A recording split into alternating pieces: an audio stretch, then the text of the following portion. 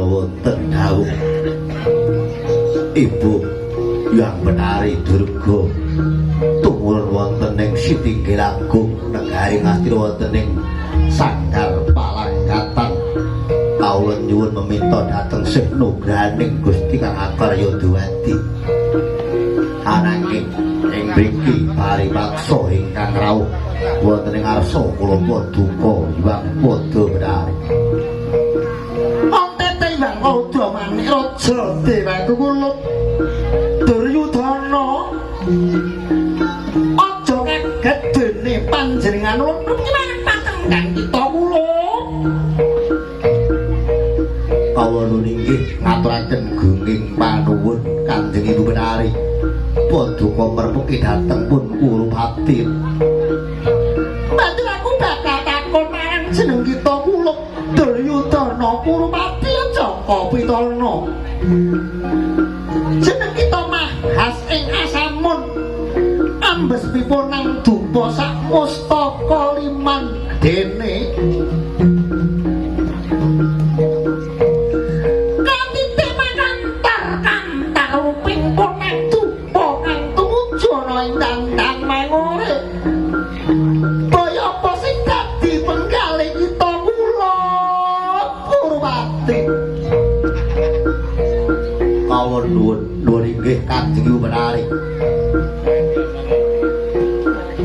ingkang wayah ing Astina ngregem busraning adil wonten ing negari Astina ananging kawula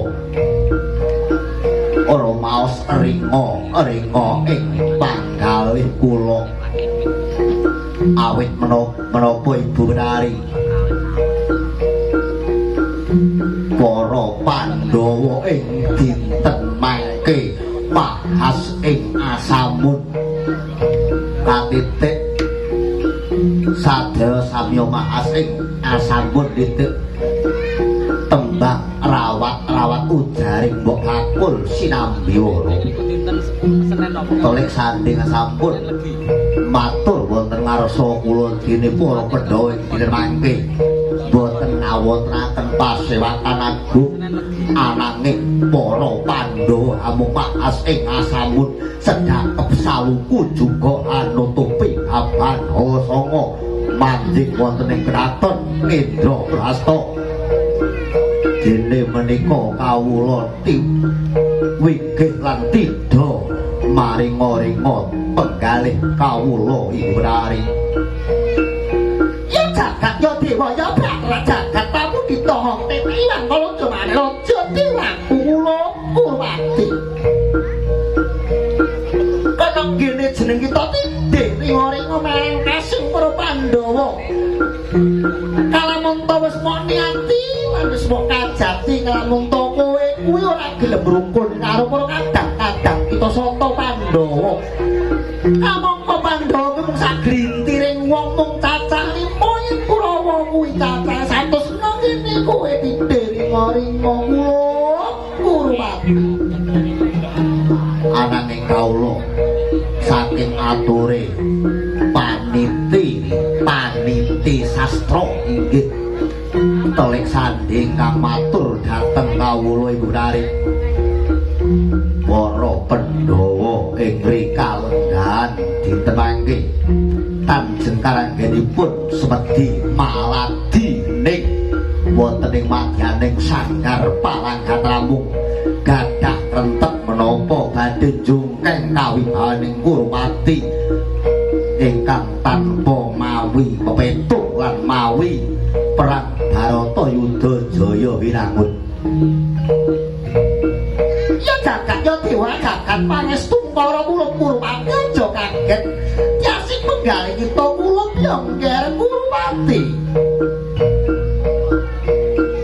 Pandhawa ing dina iki mengko bakal gegayuh marang katentemaning wong tuwa kang wis ora ana tegese kang jinempana ing angin yaiku swarga lan kang wis ora ana yaiku swarga Prabu Pandhudewana lan ibune kang wis seda lan ibune kang wis ora ana kang wis jinempana ing angin yaiku Dewi Madris ananging mengko gawe niki para kadang soto Kurawa marga Pandhawa enggone mahasing sama asamu bakal entuk nugraha kang tanpa cala ya kuwi tegese anak kang bakal mulyake marang wong tuwa kula Kurmati. Duh Kanjeng Ibu Menari menawi mekaten kula sawetahipun borong murid Pandhawa menika saged sirna saking muka bumi kula pasrahaken dhateng Kanjeng Ibu Menari Durga Ladang. Nang aku duweni galak penjaluk lan duweni pamundutan marang jeneng kita kula Nger Kurmati. menapa ingkang dados pamundhutipun Hyang Ibu Menari Durga Aku bakal nyikara para Pandhawa supaya Pandhawa mengko bisa jinumprungake marang dalane kaniskan. Aku bakal nyuwun marang kula Hyang Bathara Manikmaya supaya Pandhawa bakal binanjuting dewa ben aja bisa mulyake wong tuane lan bisa ngringkake para Supasanta Kurawa kula Duryudana.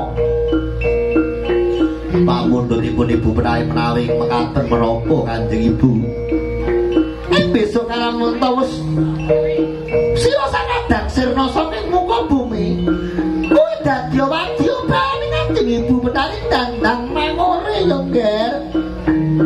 menawi amung menika ingkang dados pamundhutanipun Hyang Ibu Menari kawula dhateng sendika pangestuaken dawuh sakadang kula sata Kurawa kawula widhokaken dhateng Kanjeng Ya ya Nger yen pameng kono sineguan aja kesuwen nggonku manggon ana ing kedaton negeri nyuwun kakenangan dening para kawula kita aku bakal bali marang pasitren gondo mayit kula Kurmati. Lho nggih sembah sungkem kula ingkang nderek Kanjeng Ibu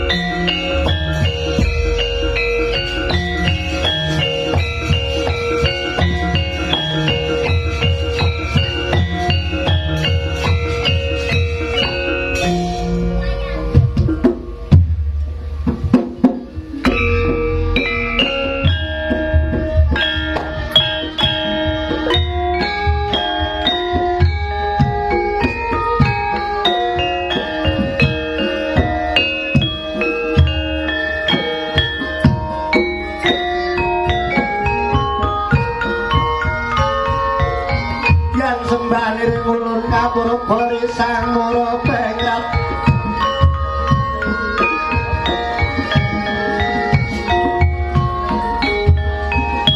sahanane karekana moing kasemawe muga sawegung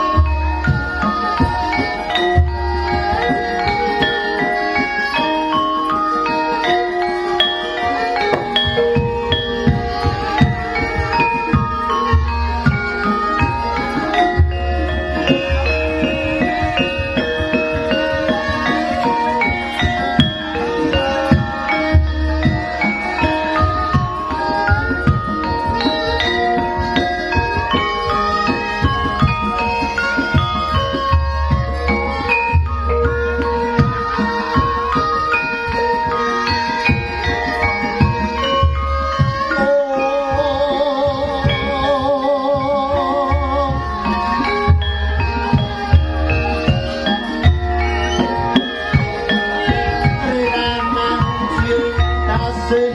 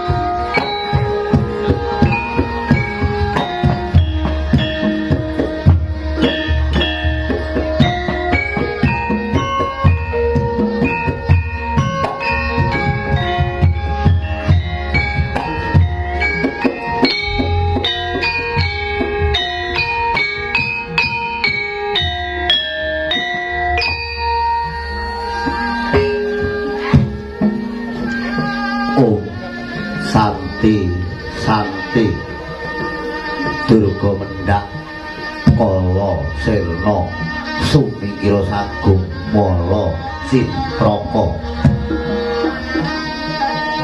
Arara sing kias sinawung harganing aratati dinilare samedhara carita guwaraning amedhapung idu kyara sukra kasih 20 wulan rejeb kanthi ganipun sabda paduka sinengkalan sembah muluk Nesti Tata wedharing suta eka risang Hyang Maja Marma marsu dene ing sedya ayiwa kong siya kecer yen ketira salah sawiji tiwas ameng guru kang durung weruh pamoring woing semu pasemoning gaib binudi dadya mandaya pasti hesti pulasti hesti ning kene hesti ning kono ungjan namung pati saurip deleking manungsa lumrah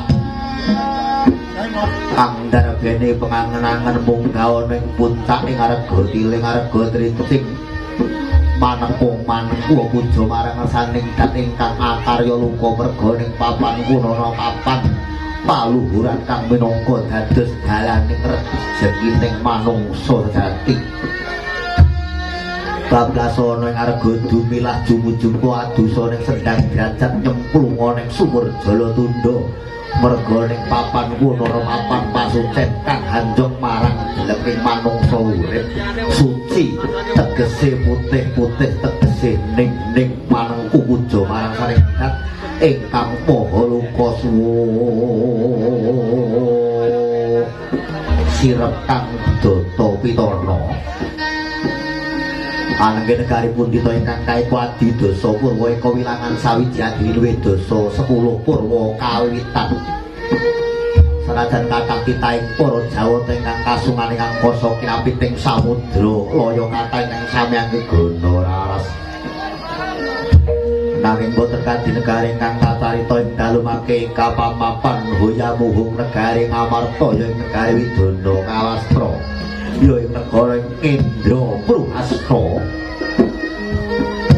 ya ing negari Cintraka Puraya ing wana Mertani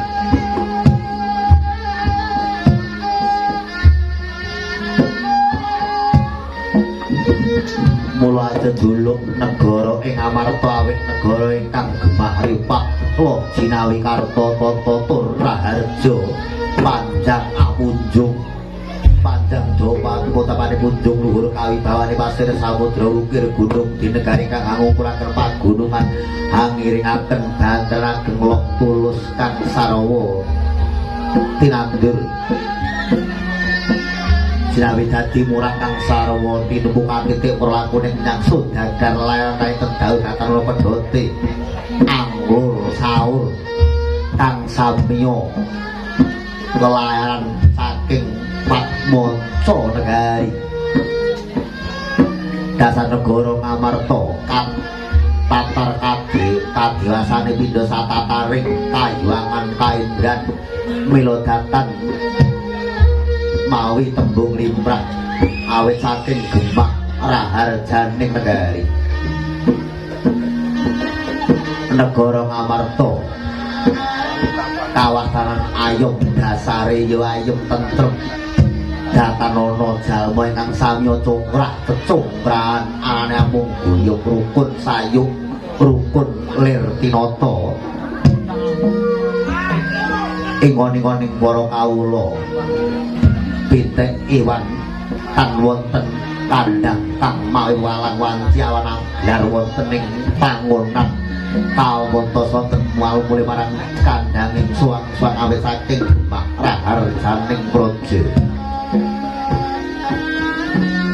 sinutan sangjaning para kawula dasi awit negara Ngamarta duk nakaning adeking praja rinentangan atusing kringet tetesing ludira sempaling daging guling ingkang mawa binabatan nalika duk nakala semana kang disebut warna pertani dening panengah Pandhawa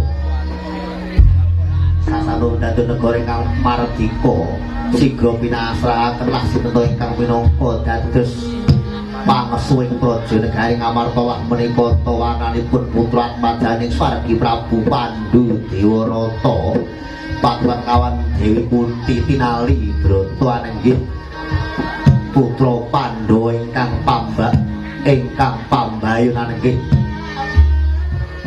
ajejuluk Sang Maha Prabu Puntadewa ya Prabu Yudhistira ya Guna Tali Krama ya Prabu Sadadwija Kangka mula sebab Prabu Puntadewa wit kaluhuring sanata sak tatar saimbang sababak kelawan para Jawata mula wenang sinung angagem gelung keling lan kadunungan ludira seta Prabu Guna Tali Krama narendra kang pinter naleni basa Prabu Sadadwija Kangka Sang Prabu Puntadewa lair ing mangsa 12 Prabu Anjata Satru nalendra kang andarbeni mensah mula tansah andarbeni watak berbudi bawa laksana tindak alus ulat manis tansah trespatheni angayomi sangyaning para kandhang srawan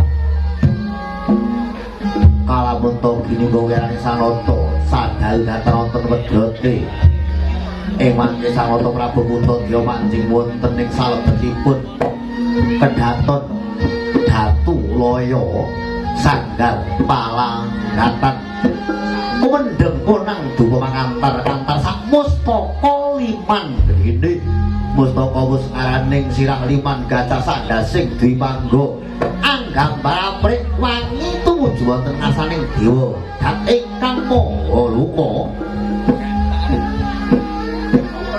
kadhep kadang sekawan ingkang wonten ing ngarsa anenggih menika satring Judiwating tunggul pawenang kang Raden Werkudara Bimasena ya Sang Ganda Wastratmaja ya Sang Bayusuta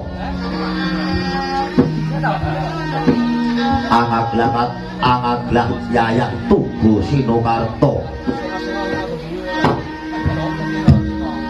dan katun Sumusul ingkang rayi madu benda dihormati Raden Janaka siutan ingkang rayi ing bumi Retawi ing sawu Janjar anengge Raden Nangkula saha Dewa kaget kabur kasatya sing penggalih ing mangke sigra boten ngawontenaken pasawakan agung ananging manggen wonten ing salebetipun kedaton Jero Sanggar pamujang teka kaya mangkono pangudas marane warada ingkang dereng kawijining lesan dening Sang Nata Prabu Puntadewa.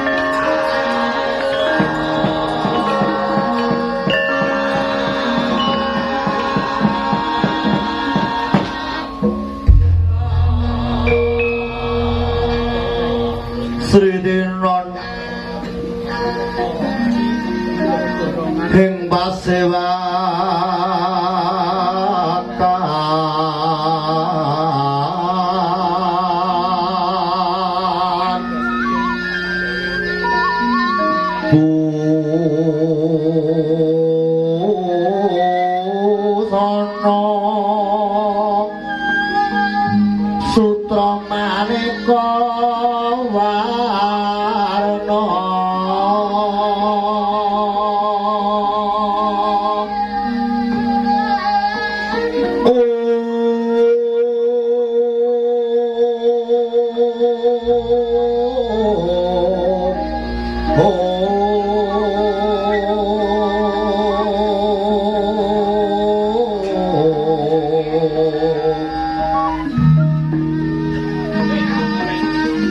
sebab pusminten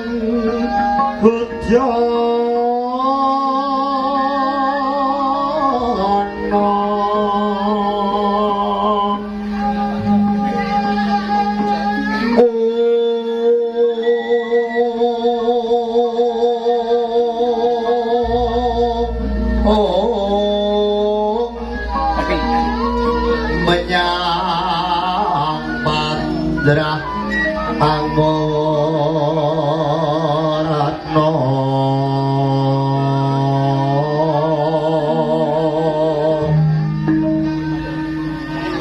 Arenggeng mandi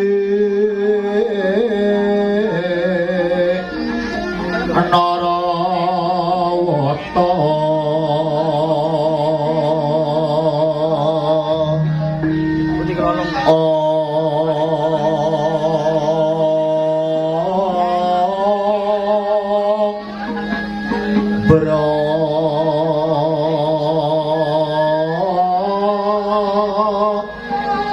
Prabanyo sumira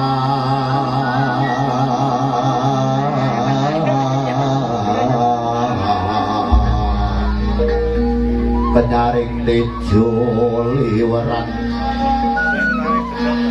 lekilat sisiring kadet wimbuh kegodhong mringing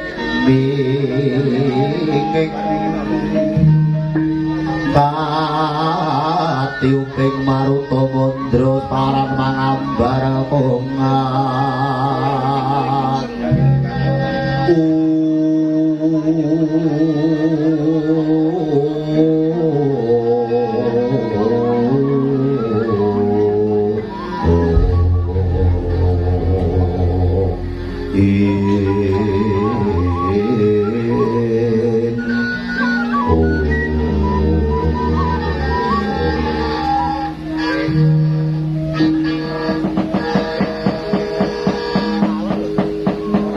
tetep tidem prabawaning rati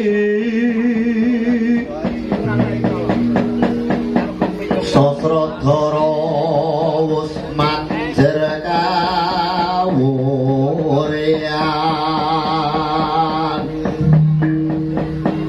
tanpa jiwa memanise manggep srinaten dalu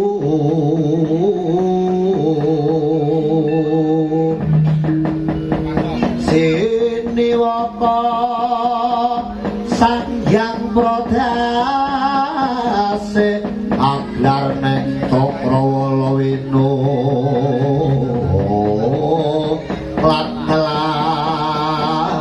nglangut parandene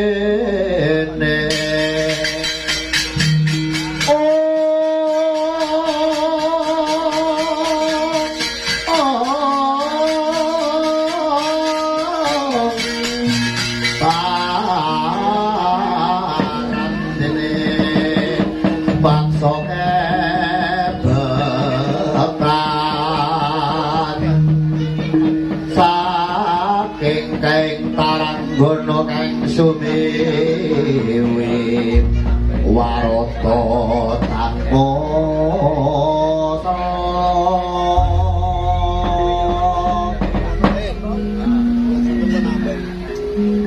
langsung semua mangadi lho Gusti kang murbing dumadi pepayung ana mang panjenenganing sun ya aku si Puntadewa muga tansah manggiya bagya mulya adikku Werkudara Bratasena raya padha bagya mulya pratamana ngarsaning pun kakang kene Yayi Bratasena Ngapunto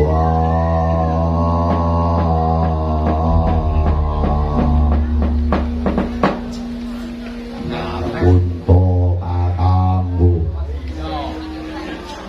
yo barpunto kakangku ora kurang prayoga anggonku marase bono ngarasanding barpunto kakangku ora liwat dasane Werkudara atura marang kowe marep.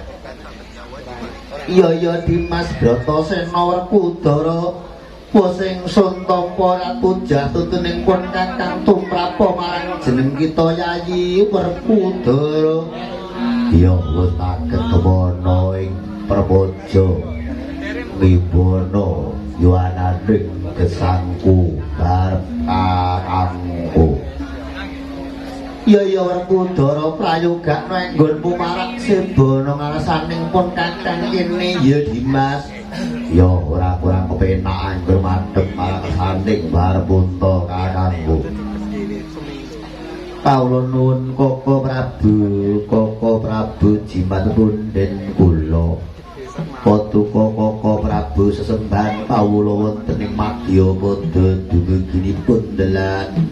Kawula ingkang rayipun danan jaya ngaturaken sungkeming pangabektos kula mugi kunjuk sahandap sapada Paduka Koko Prabu.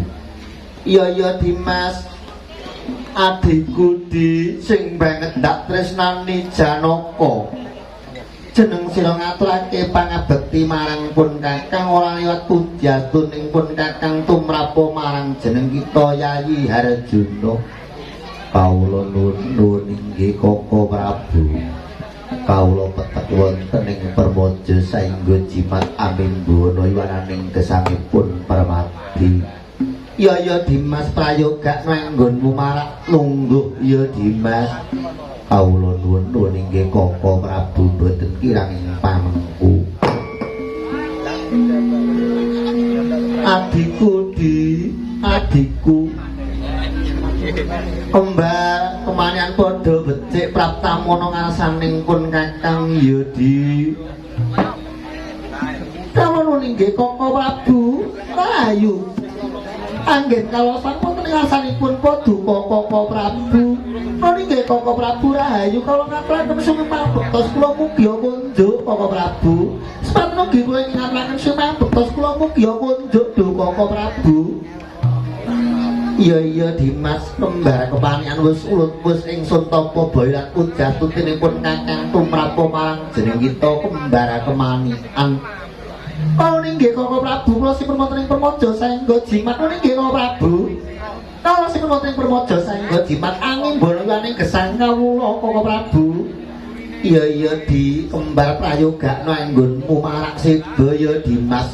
Nggih Koko Prabu boten kirang prayoga nggih Koko Prabu boten kirang pamengku. Bali marang sira Yayi Werkudara. Ya sing kepiye parpunta kakangku kowe biji marang aku sing Werkudara. Aja rada adanggenmu. Sawuse padha ngaturake kasugengan apa gage maju kene aku bakal wawan pangandikan marang jeneng sira Yayi Werkudara. Ya tak rungokake arep paring dawuh apa barep. Bayangan bayem-bayem aku manggrebuyung luwe rawere ngarawan.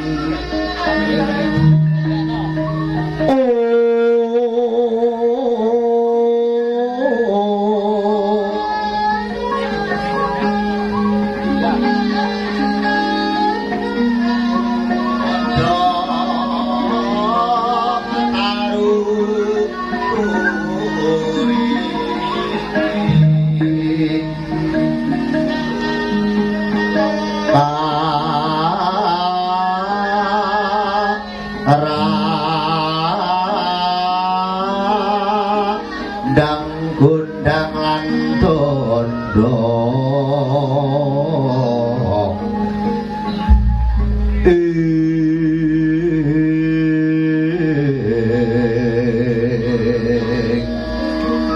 tundungan tumawe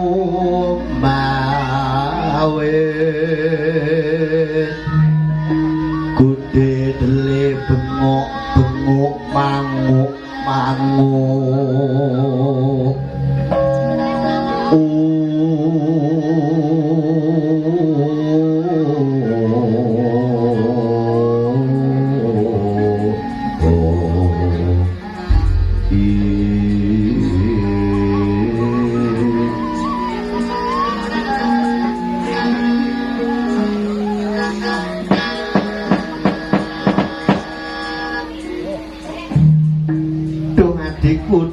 adikku Rekudara ya sing kepiye Barputra kakangku aja dadak suwen matura karo aku Barputra napa rawe-rawe tarantasi malang-malang bakal tak putungi Dimas Bratasena kadangipun Kakang Yayi ora teges aku nguyahi segara nanging mengkene ya di awake dhewe iki Pandhawa ana tembungan atingga sak petarangan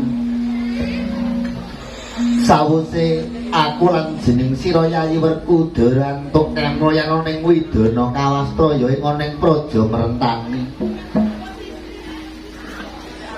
awake dhewe entuk bagya mulya kemurahan sandang kawan kemurahan pangananging pagine Yudi aku lan jeneng sira Yayi kelimput marang wong tuwa Yudi pagine aku lawan jeneng kita kelimput marang wong tuwa kang uji mempana ing angin awake dhewe kelima ora bisa mulyake urung nganti bisa mulyake wong tuwa nanging wis kadinan wong tuwa wis kundur ana ing alam baka wah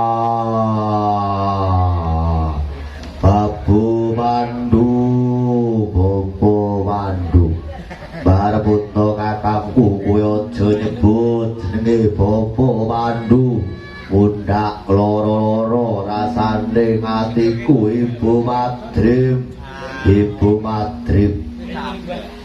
wah dadak kaya kedodok rasane atiku yen wis ngelingi Kanjeng Ibu sing wis ora ana wis mati luwih dhisik Barputra kakangku awake dhewe wis entuk kamulyan saiki wis sugih bondo sugih bandu paribasane omah ya wis apik ora ketang karewangi lunga nyang luar negeri nanging basa aku nampa kamulyan ibuku wis ora nunggone aku kudu bisa mulyake wong tuaku Barputra kakangku kepiye iya Dimas ananing siadi ndak tetepake ana ing sanggar paranggatan iki ing kene aku awake dhewe iku pirang-pirang candra tegese wis pirang sasi anggone sedheku amari kelu tansah nyuwun marang panguwasaning dat ingkang maha dumadi supaya bisa mulyake wong tuwa kang wis ora ana Werkudara wah yo aku yo nyarujuke marang karepe Barputra kakangku nanging apa yo mung cukup semene anggonku bakal mulyake wong tuaku lagi awan sabda munggu ing swandana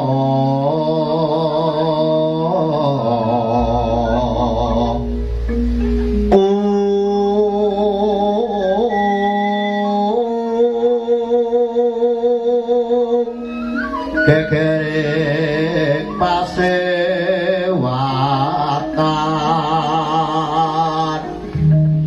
kekang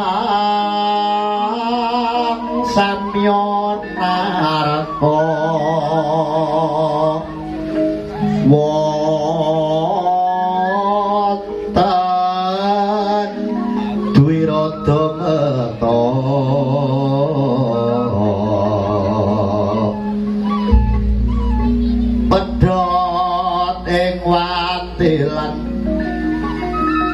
sabar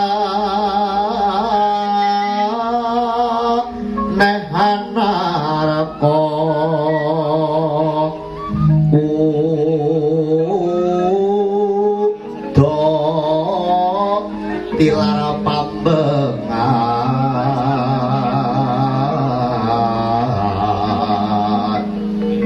gelis nindya mantri aniti perasa karunaning kita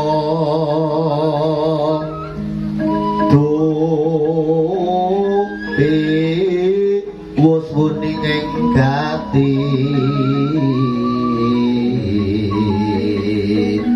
oh kyoswan ngarasendra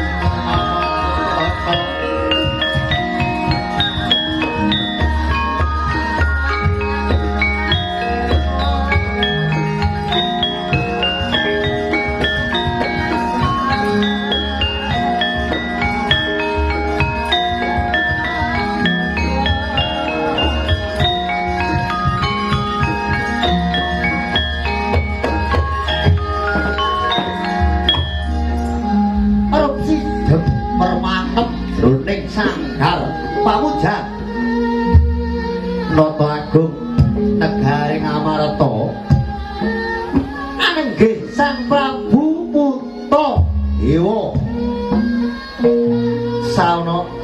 saweneh tarana kang sebawa sidhem permanem katon asri nyenyet jroning sanggar pamujan kadatak atungka pratanipun jawata ing sithik mangudal-udal tumurun saking cek agak aku teko ya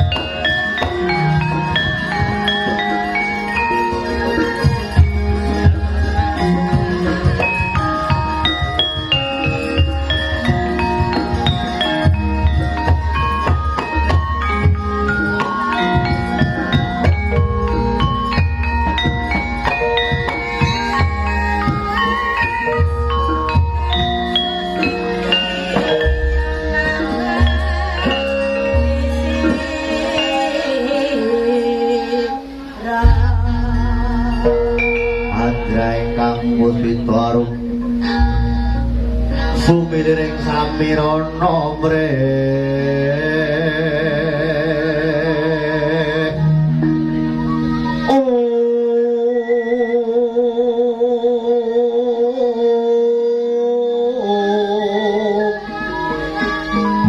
sekar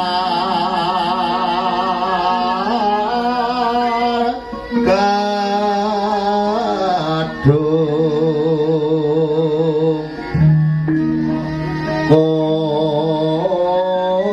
Konas Kandado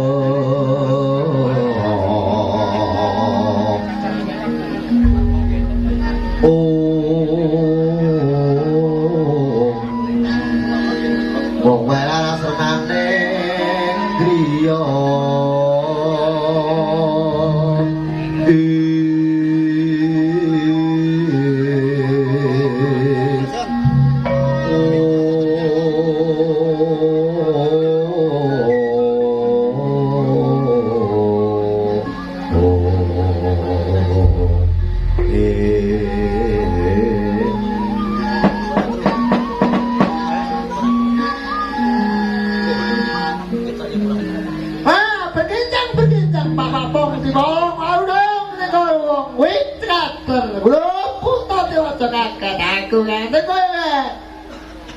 kawula nuwun-nuwun inggih yang padha pekulun akarya kagiyating raos sing manah kawula dene paduka tumurun wonten ing sithik wonten ing sanggar panggatan negaring Ngamarta mriki pekulun.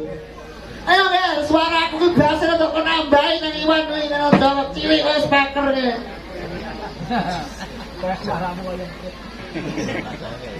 Ya ora kaya blek ngono to.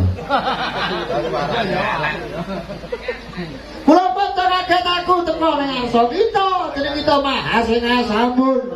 Yaiku Sumati Maladinding ana ing salubring sanggar pamujan akarya garane ngalangan Salendra Bawana ya Nger. Kawula nuwun inggih yang padha pekulun.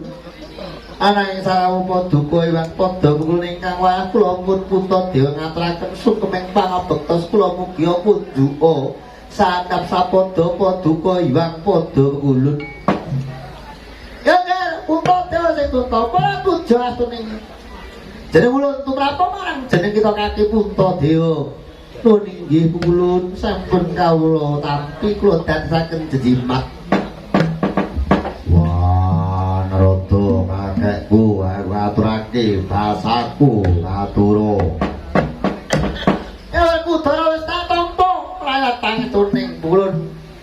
Tumrapa marang jeneng kita kaki Kudara. Ya wis tak gegemana ing tangan loro. Usapke ana ngepepek tak sunggi ana ing pustaka dadi jimat Narada kakekku. Ya Kudara Semanten undi kula iwang padha ulun. Kawula ngaturaken sukemeng pangabektos kula mugi kunjuk sahandap sapada paduka iwang padha ulun. Yo, Janaka. Botak tampa ya rakyat putra cerita napa barang. Jadi kita ge Narut. Janaka. Nuwun inggih iwang padha ulun sampun kula tampyasta kalih kula petek wonten ing permojo dadosaken jimat. Kula ngaturaken sumemang bektos kula mugi kunjuk ulun. Kula ngaturaken sumemang bektos kula mugi kunjuk ulun. Hai kembali ya. Botak tampa kan. Rakyat pakai tutu prabu barang. Dina kembar. Kaya nggih kula petek wonten ing permojo saengga jimat. Ora nggih kula petek wonten ing permojo saengga jimat. Kawula nuwun iwang padha pekulun sasampun atus pun nang riwe.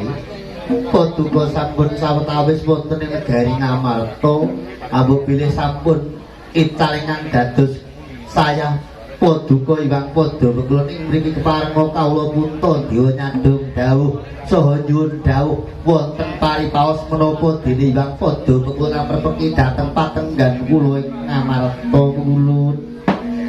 Berkenjang Pak Pong dibolong warudoyong tinegara wong kari junding idul liline wik cekater Blok Nger Puntadewa aku iki mung sadrema oleh pakoning Hyang Pukulun jagat pratingkah ya sang Hyang Pukulun Bathara Hyang Manikmaya aku Kapurih nimbali marang jeneng kita Puntadewa munggah ana ing kayangan Jungging Srelaka marak ngabyantara ana ngarsaning ulun Hyang Manikmaya kula Puntadewa. Duh, Hyang padha pekulun. Menawi kawula kadawan minggah dhateng kayangan Jungging Srelaka dene wonten paring gatos ingkang punapi dene kawula katimbalan menapa kawula badhe namping kanugrahan yang padha pekulun. Wah ya nek petung sing genah aja mengangger petung. Mulane nek petung iki ora genah nggo tentel bar-barane ngawur ora karuan. Petunge piye mung kesruh arepe dhewe ora genah. Kowe kuwi dewa. Dewa kuwi tuwa kuwi dadi pengayoman. Ora petung sembrono. Urung-urung Werkudara nek madani aku salah apa? Aku kaya wis ora penak rasane atiku, ulun. bar kakangku didhawuhi nang kayangan kuwi karepe piye kudu Aku ya ora ngerti. Karepe piye aku mung dikongkon ndhawuhi nang kayangan dijak munggah ngono kok. ora aku ya ora percaya nek kowe dikongkon mung kon ndhawuhi nek sing didhawuhi gelem lah nek ora Aku ya ora ngerti Werkudara. kowe kuwi dewa aja ngapus Werkudara yen kowe ngapus Werkudara wah tetel ka dewa Ya aku ya ngerti ya. Ini arep to dewa. Ora tedeng ale-ale aku tinawan dening Hyang Wulun paremane mayer. Kowe dinawi munggah ning kayangan Jungkring Nalaka sing sabenune. Jeneng kita bakal binanjunting dewa kaluputake dening dewa. Amarga kowe kuwi duweni salah pirang-pirang perkara.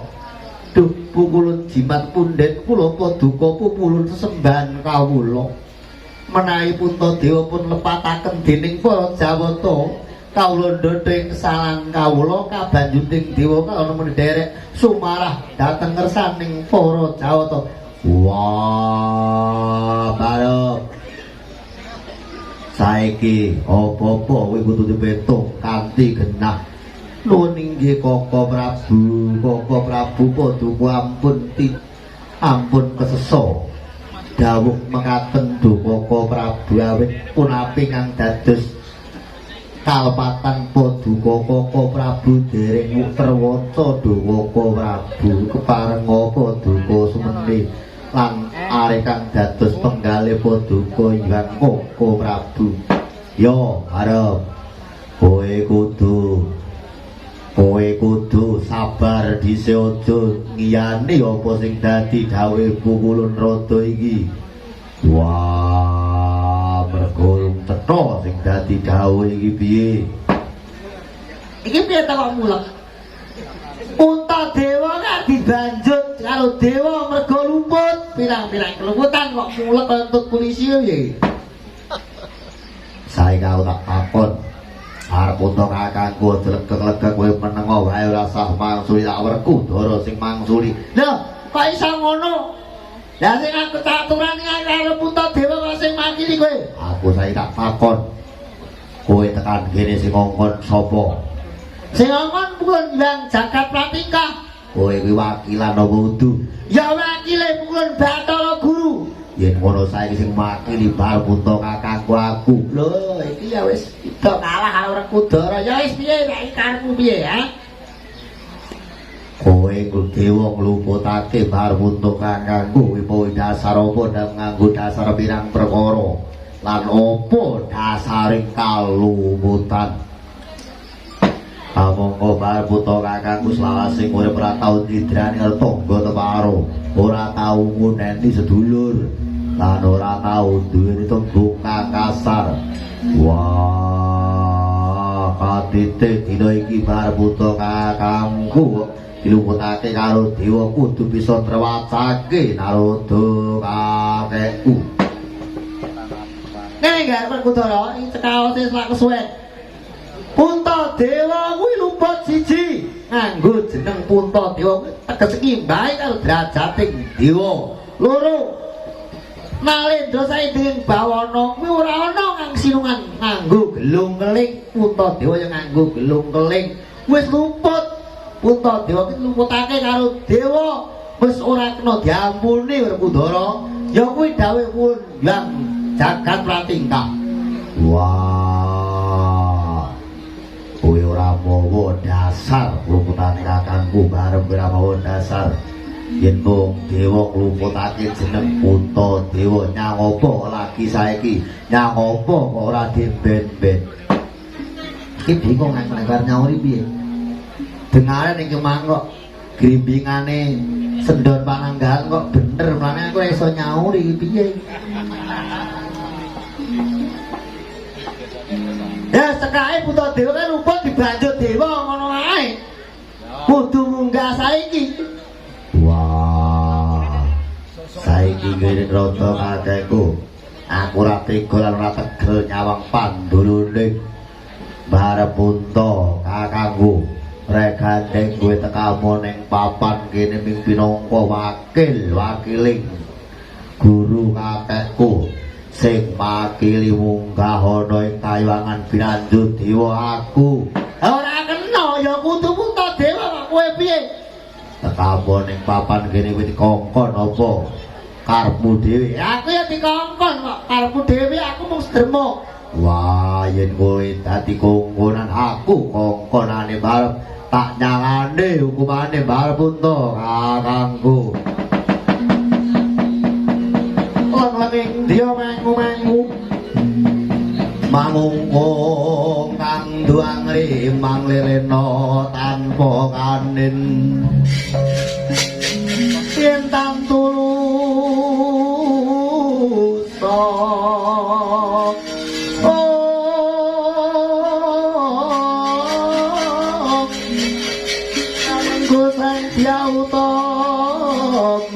mangkono tanata nyong repa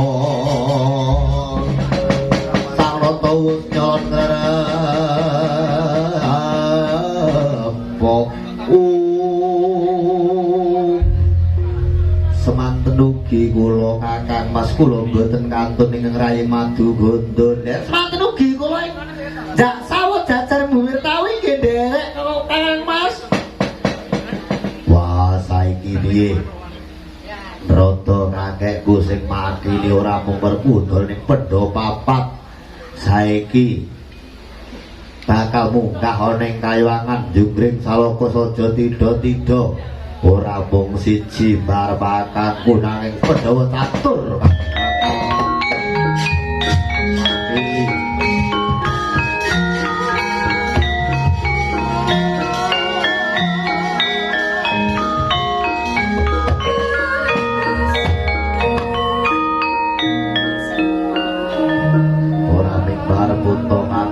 aku ora tega kalamun to kakangku dibanjut ning Katondra dibuka keluputane bar puto kakangku tak sangga wong papat atiku diatiku Rekudara kaya ngene panandanging para Pandhawa ngatitik lagi bayar mulyake wong tuwa kang wis ora ana nanging awake dhewe pinanjuting dening dewa Werkudara wah arep ora usah kowe nangis aku titip kabeh para kawulaku Jiwati kowe aja jengkar aku bakal munggah ana kayuwangan Jungkring Saloka Sayabrata kakekku ayo munggah nyangkang aku makili karo Barbuto kakangku aja nang ngono dina iki Pandhawa diwakilake karo Pandhawa catur yo aku sing makili Puntadewa aja saya atimu dulur menak banjur kekayangan Puntadewa kula kantun munggah kendang padha mulus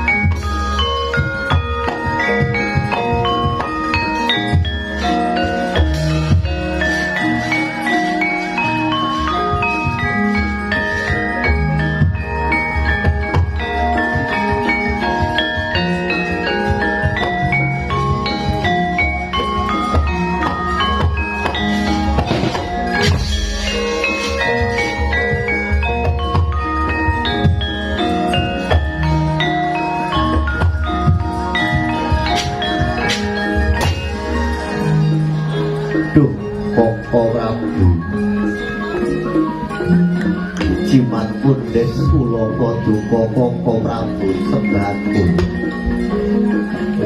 Kawula titip kasatriyan kowe madu bondo boyo kawula pasrahaken dhumateng Padupaka Prabu kula badhe kabanjuting ibu adikku Janaka kaya yasing pun kakang ora tega dulu marang jeneng kita Arjuna ombok yo kowe kantuna ning praja karo pun kakang Dimas boten Bapak Prabu kula derek dateng ingkang raka Indra adikku Bapak Prabu kula tulis kowe lenggah Bapak Prabu kawula badhe nyuwun pamit nyuwun tambahi pangestu abanjuting dewa kula ikhlas kalila lega Arjuna Janaka kantuna ya diboten Prabu kula tartamtu badhe tetel kasatriyan kula menawi kula boten derek Dimas Arjuna karya yadi kula derek Bapak Prabu mugi-mugi manjur majar wonten ing praja Ngamarta Bapak Prabu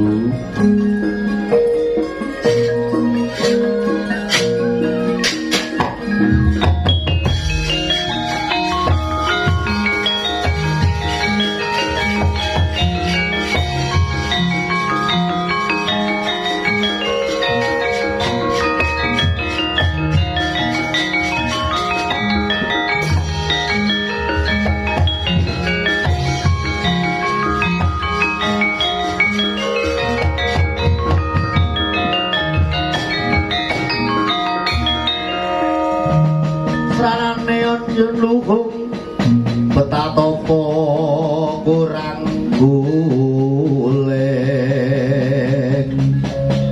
aling salat japika yen wacana kudu manis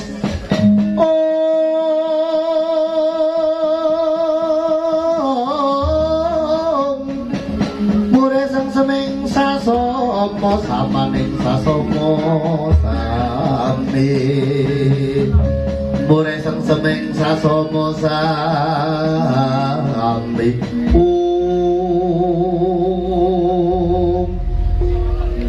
patih tambak ganggeng pun kula wonten timbane ngadhawuh sinuwun amit cidateng kula pun patih tambak ganggeng bubarna kang padha Tranti ana ing sak ngareping kori pit kedaton aku bakal manjing ana ing punggungan anet ana ing panjing ana ing sajroning pura supaya aku bisa tentrem ana ing pikiranku kang tinggal kabeh para kadang lan sedulurku iki tambah ganjeng mlayu mekaten dhateng dika ngeturaken dawuh tambah ganggeng enggal tindakno dadi dawuhku kala nuwun inggih sinuwun parmandal urip paripurna sabda pangandikan Indra Ngamarta Prabu Puntadewa sabda Brahmana Pandhita Ratu sabdane ratu dateng nawala pindha pindha tumetesing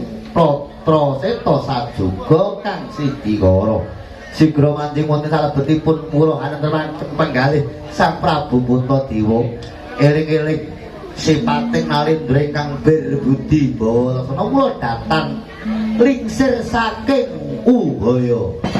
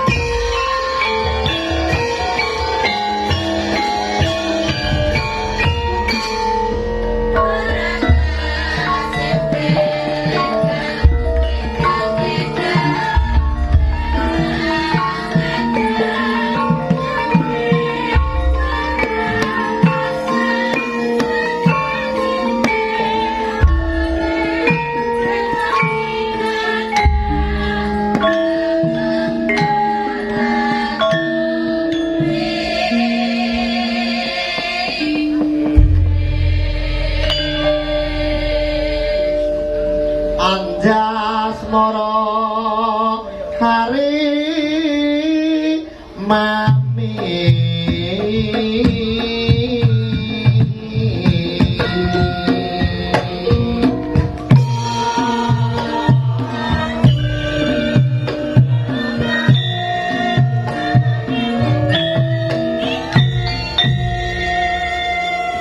engko lali wayahe malik salok ora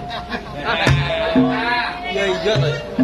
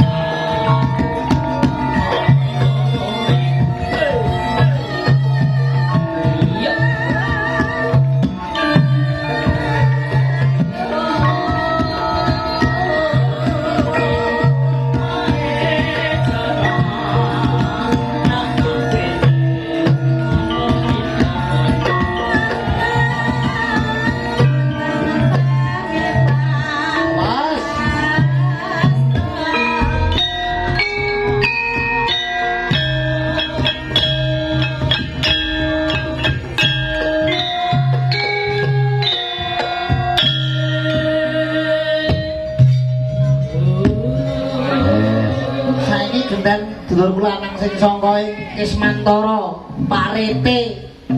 Ya kaya ngopo suarane? Monggo.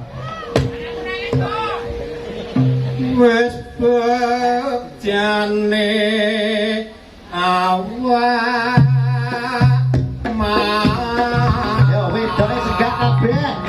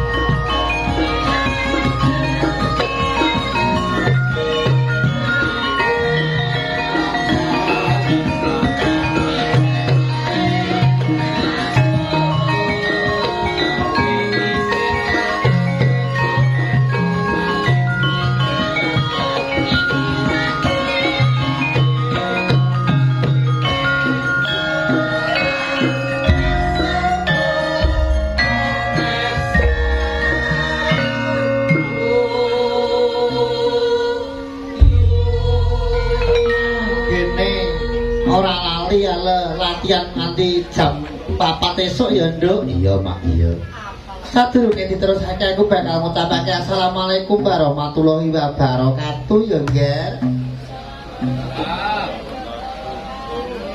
Ya ora apa-apa nduk, montrae pengendange kuwi sak pembalung-pembalunge sak sing rebaban kuwi agamane Hindu dadi nek diuwi salam menengahe tambah sing meking barang kae kuwi agamane Buddha kok nggih. Assalamualaikum warahmatullahi wabarakatuh.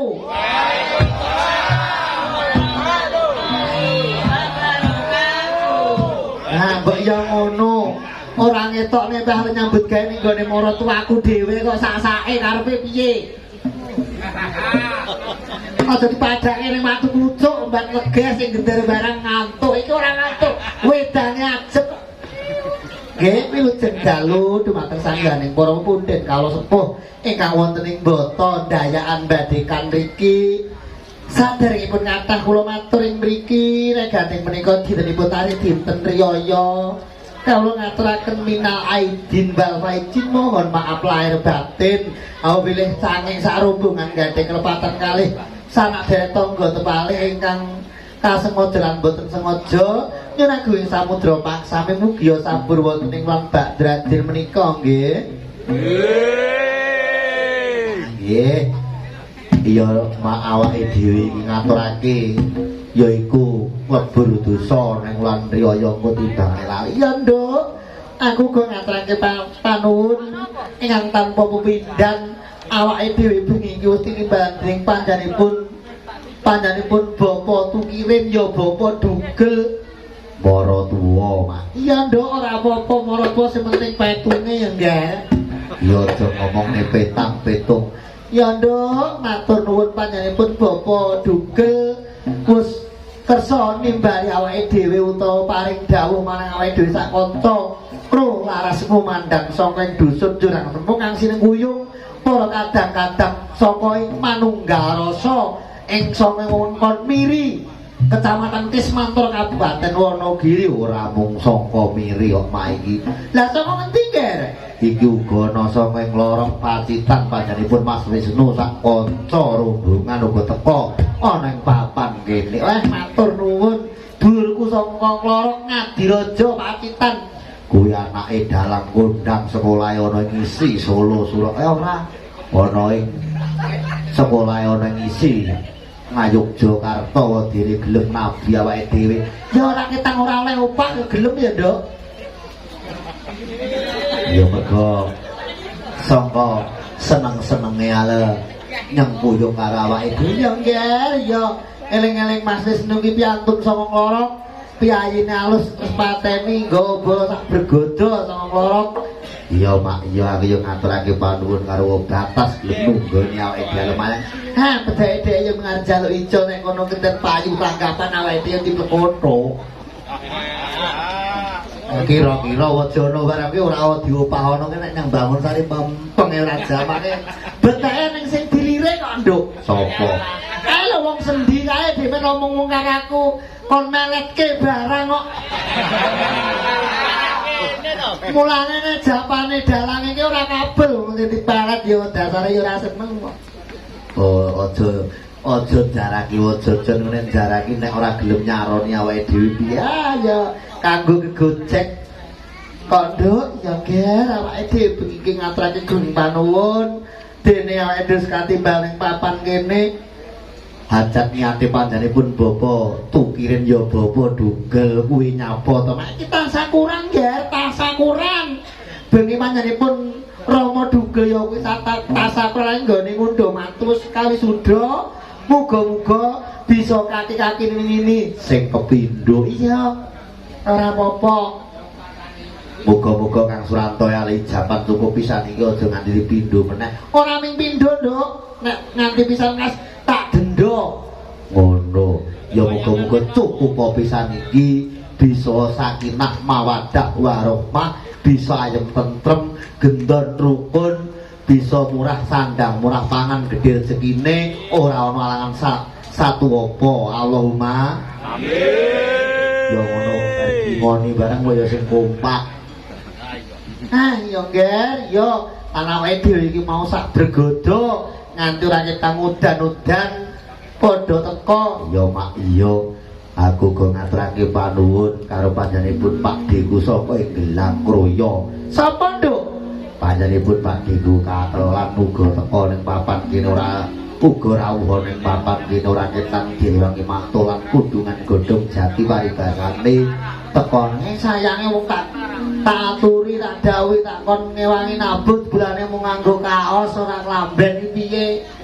Ya ora apa-apa penting tenagane kok mak. Ya Nger, aku ora ora paribasane ora kepengin tunggoni karo Pak Deku nang Gelang Kroya kuwi.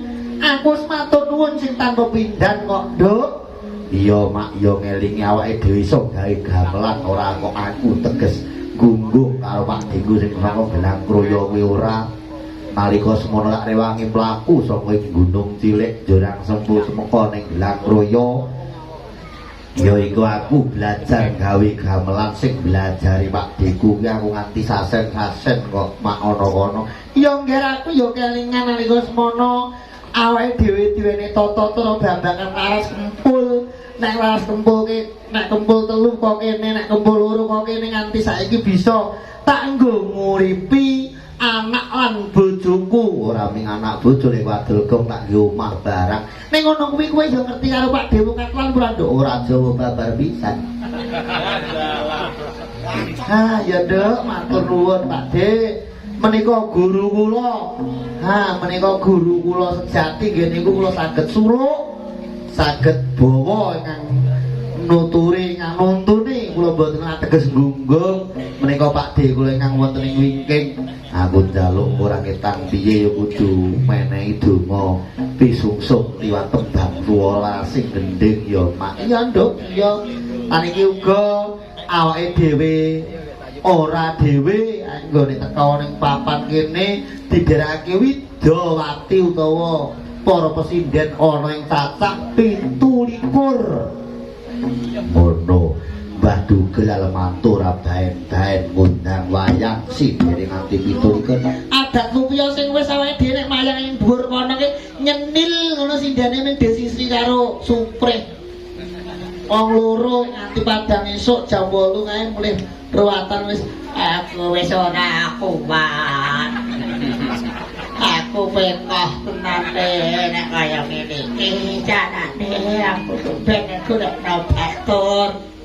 Nganti karo kepoh-kepoh kae.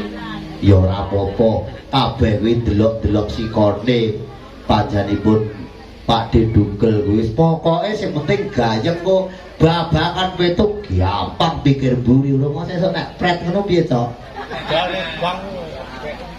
Ya ora to Pak. Wong Pak De kuwi wong sembodo padane sapa ae. Nggih, iki nek kok kan omong ora ana gunane sing bakoke dhewe ora usah oke-oke nggone paring pitutur karo panjenenganipun sedulur kula lanang Kang Raka Mas Suranto. Muga-muga cukup pisan iki aja nganti pegatan. Halo, Mak. Iki aku nggawa Widawati saka Gelang Kroya. Monggo tetangan kali warga masyarakat Dayakan Mbak Yu keparenga paring pitepangan. Monggo. Nggih, tepangaken awake kula yen Ibu Rahayu. Putranipun Pak Pandi katelan. Nggih. Nek Pak Pandi ngono kene apal dandane pacul ben nek nyang katelan pokoke ora. Nggih. Ngaturaken wilujeng rawuh nggih Mbak Yu wonten Dayakan. Klerek ngulon sithik. Tahan dhisik no.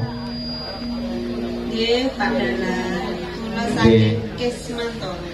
Gawan kota. Ngoten nggih. Gawane esan kok ya.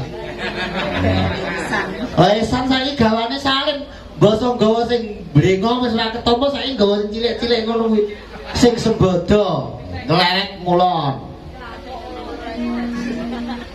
Nggih, Pak Dalan. Kula saking Dukuh Gliyur.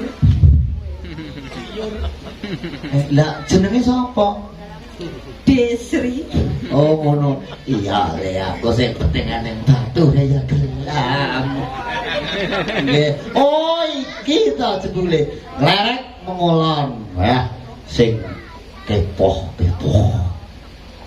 Nggih, nuwun sewu Mbak Cangik. Leres napa mboten Pak Dalan? Lah duka. Kula kan mundul gitu sih. Nggih, bener. Sama sekali. Nggih nembe pisan iki nderek kula.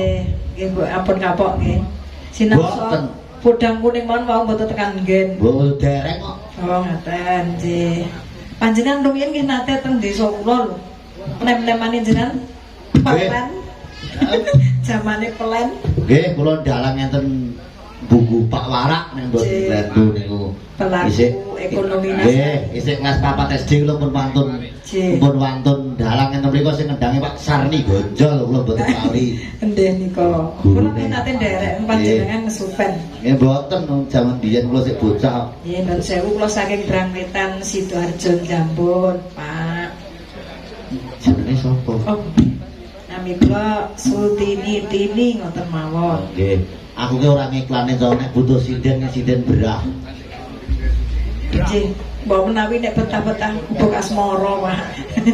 Niki pancen nggih, Bu. Aja tawa-tawa gubuk asmara ning Wojojon bahaya. Pripun? Nek sampean tawa-tawa gubuk asmara kaya ditawani Wojojon ora ditawani ngasek ae kok. Dadak nenten ditawani. Beda karo sing balung kuwi. Nek ditawani gubuk asmara Sesokan. beda karo sing ngebat aku ya sanggup lek ngene iki ya. Oh, Nglerek mengulon. Nah, niki nggih, sing kemayu. Nek ora kemayu ora payu nek ngene. Cipiong, pripun? Nah, nggih, monggo tepangan kali warga masyarakat Tingkungan Dayaan Mbak Yu. Saderepun ngaturaken wilujeng dalu. Pitepangaken nami kula Jesi Sulastri. Oh, Jesi Sulastri. Jesi Sulastri. Saking Saking Ploso Kismantoro. niku jeneng bengi napa jeneng awan? bengi. Oh, nek awan cobi pripun nek awan? Nek awan, Jek. Nggih. Rahasia lho, jenenge rahasia. Ora, kok kudu ditutuke. Tutuke nggih. Sestu nggih, mboten kaget nggih. Boten. Sestu. Nggih, boten. Nggih. Nak dalu Jesi Sulastri, susune telas kata sing ngantri. Nak awan Joko. Oh, ngono. Makane kula iki nak napa nyebut jeneng asli ki rada pripun ngoten. Oh, ngoten. Nggih. Ya sing sabar, ora sak ditutup-tutupi. Status janda, Mas. Oh, ngono. Nggih. Lah kuwi aku wingi tak bayangke wae jajan, bingung sing diayahi. Ngoten. Nggih, hati-hati lho. Aman-aman. Nglerek mengalor, wis minger. Ampun apal lho mriki ki. Apa? Aku lho ki sing domah lho. Lah nggih, niku mboten kata lompet niku adine Mbah Dugel.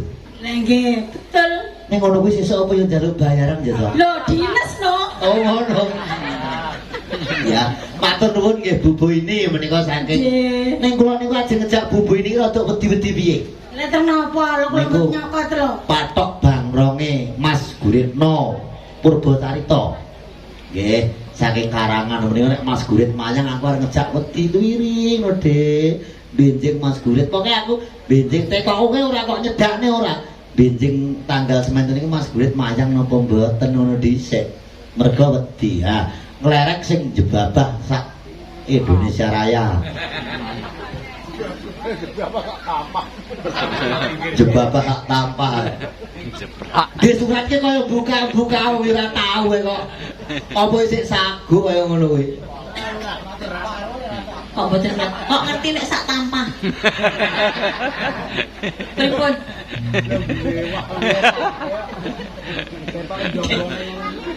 Oh niku kun namung drengkeri lho.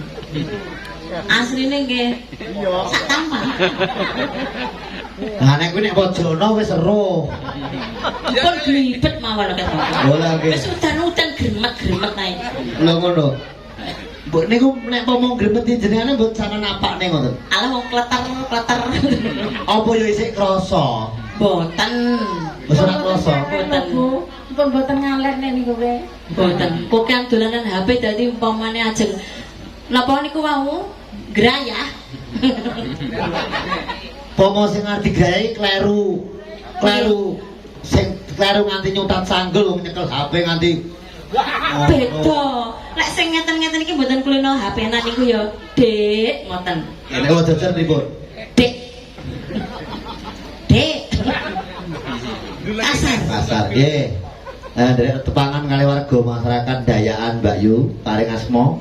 Nami kula Sri Kartini jablak ingkang saking Gondang Purwantara. Purwantara ngalir mangke kalih kilo kinten-kinten dalam ngitan menika wonten Aspalan, wonten SD mangke belakangan.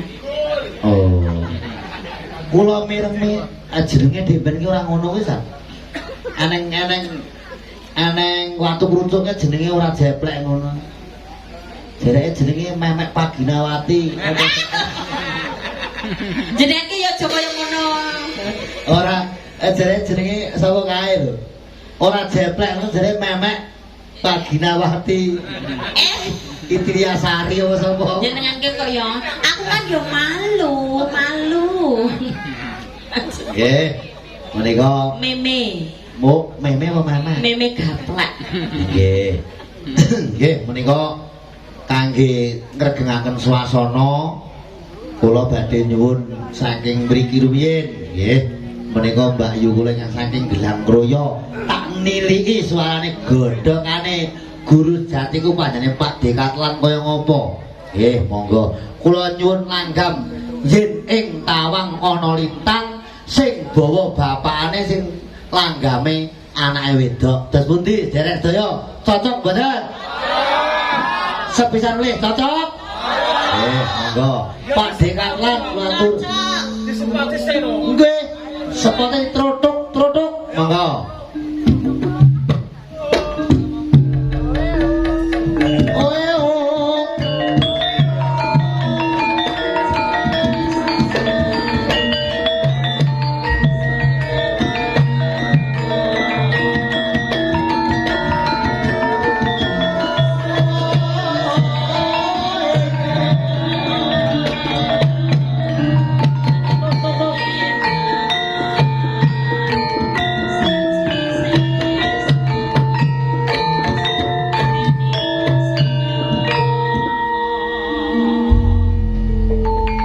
Wilujeng dalu Bapak Guru. Nggih, wilujeng dalu Mas Budi.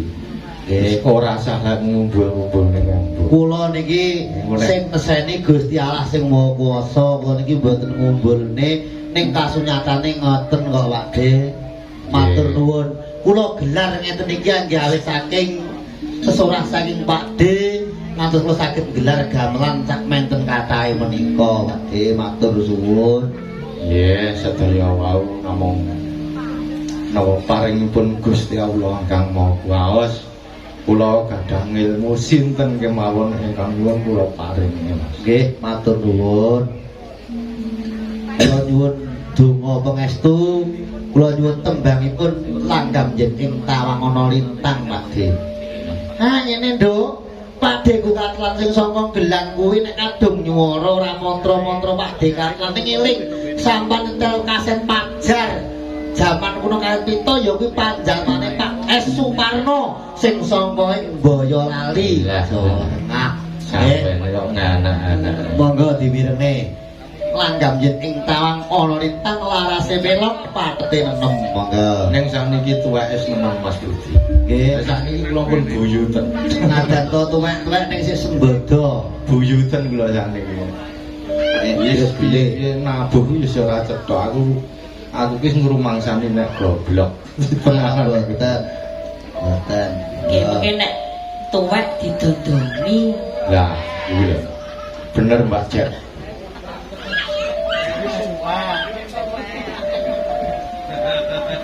Yen ing tawang Lho suarane kok. ana lintang Les Pak Parno Boyolali. apa cahayu aku nganteni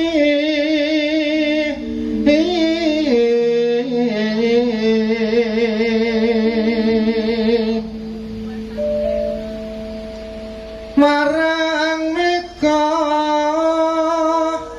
engang kosong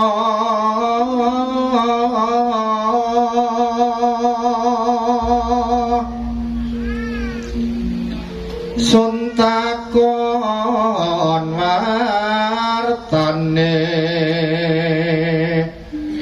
reki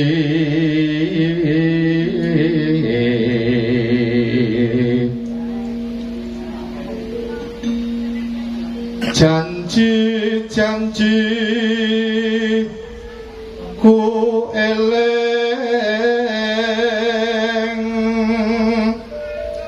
sumedhot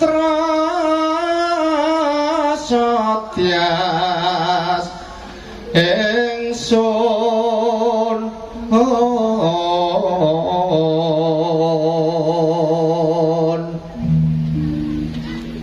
nimas ingsun prasapa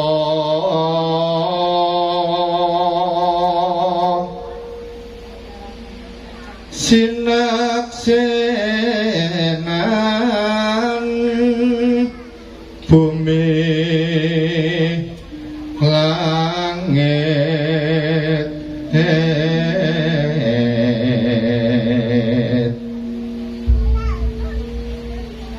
tangis ing tias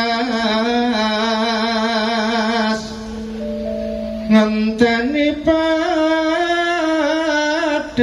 rembulan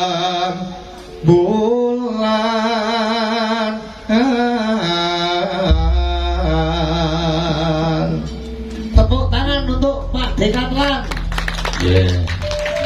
kirang langkung nyun papunten Mas Budi nggih. Nggih, Sakniki saboten pun tuwek. nek sirane mboten ning langkunge sing kathah. Nggih. Ya aku engko terus kon nyapa aku ben pulih. Lah wae rokok. Bu, ampun wonten Mbak De, panjenengan kula niki kula pun matur suwun sanget. Nggih. Kula anggap timbul kanggene kula Pak De. Menika Mbak Naning sing bawa bapake kang nyuwanten menika putrine. Jumeneng nggih Pak nggih. Nggih, langganipun yen tawang ana lintang. Nggih Pak De, kula aturi lenggah ingkang sekeca matur nuwun.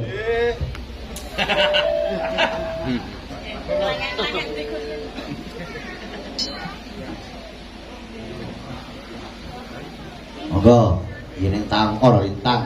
Dados, riyen niki mengke langgamipun yen ing taun nipun ndandute aku kelingan gending jaman biyen ayo guyu ben bunga Mbah Dugel sak keluarga. Kur ndandute, monggo.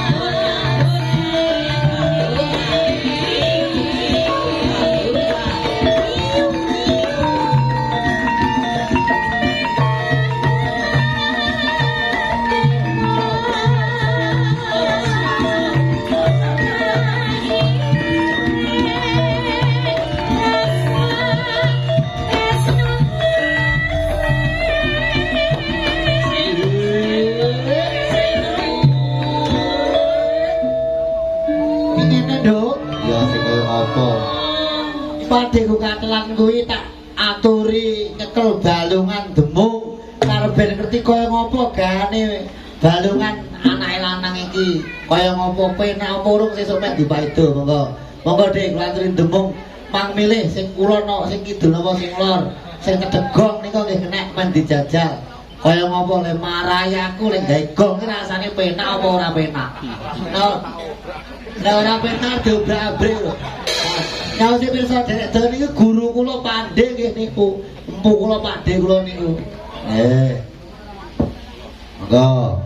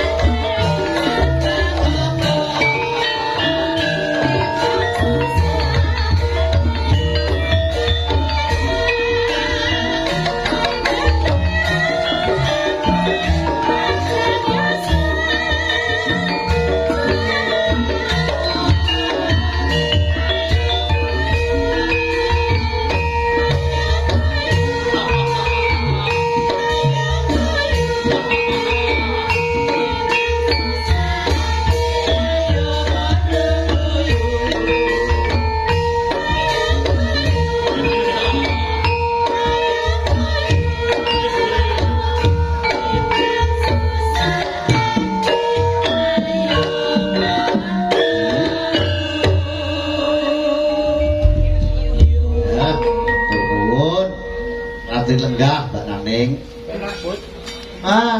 Gamelane anake lanang kaya ngono kuwi Pak De, nek kurang penak ya piye carane diwarahi meneh. Nggih. Iki ngene nggih.